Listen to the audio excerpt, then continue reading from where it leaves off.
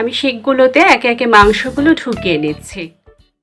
আসসালামু আলাইকুম, আমি বেনজির বিনতে শওকত। আজকে নিয়ে এসেছি বিফ বারবিকিউ রেসিপিটি, যার জন্য আমার 1 কেজি পরিমাণ গরুর মাংস কেটে নিতে হয়েছে। নিয়ে নিয়েছি 1 প্যাকেট বারবিকিউ মশলা, হাফ প্যাকেট তান্দুরি মশলা, নিয়ে নিয়েছি 1 টেবিল চামচ রসুন বাটা, 2 টেবিল চামচ আদা বাটা, 2 টেবিল চামচ পরিমাণ টক দই, নিয়ে নিচ্ছি সরিষার তেল, 1.5 টেবিল চামচ পরিমাণ বারবিকিউ সস। বারবিকিউ সসটা আপনারা যে কোনো সুপার শপে পেয়ে যাবেন।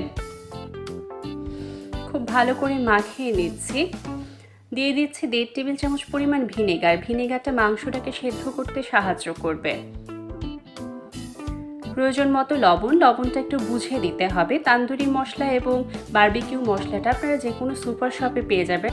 মাংসে সমস্ত উপকরণ যাতে ভালোভাবে ঢুকে তার জন্য 10 থেকে 12 ঘন্টা মেরিনেট করে রাখতে হবে। 10 থেকে 12 ঘন্টা পর আমি কয়লাটা জ্বালিয়ে নেব। কয়লা জ্বালানোর জন্য আমার কেরোসিন তেল অবশ্যই লাগবে, আর সাথে লাগবে একটি ইলেকট্রিক পাখার সাহায্য। ইলেকট্রিক পাখা না থাকলে আপনারা হাতের পাখাও ইউজ করতে পারেন। আমি শিকগুলোতে একে একে মাংসগুলো ঢুকিয়ে নিচ্ছি।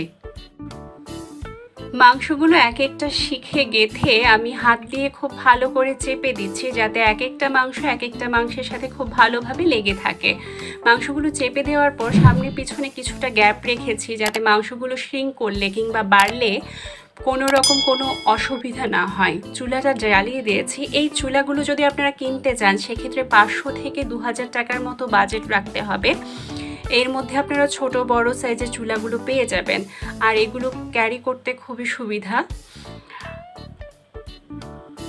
মাঝে মাঝে খেয়াল রাখতে হবে যাতে মাংসগুলো পুড়ে না যায়, উল্টে দিতে হবে। কয়লার আগুনটাও খেয়াল করতে হবে। আমি এখানে সরিষার তেল ব্রাশ করে দিচ্ছি। মাঝে মাঝে উল্টে দেখে নিচ্ছি পুড়ে যাচ্ছে কিনা, কিংবা উল্টে দিতে হয় যাতে সেদ্ধ হয় মাংসগুলো সমানভাবে।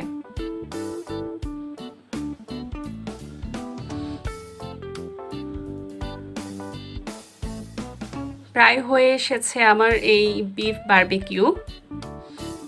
খুব সুন্দর লাগছে দেখতে।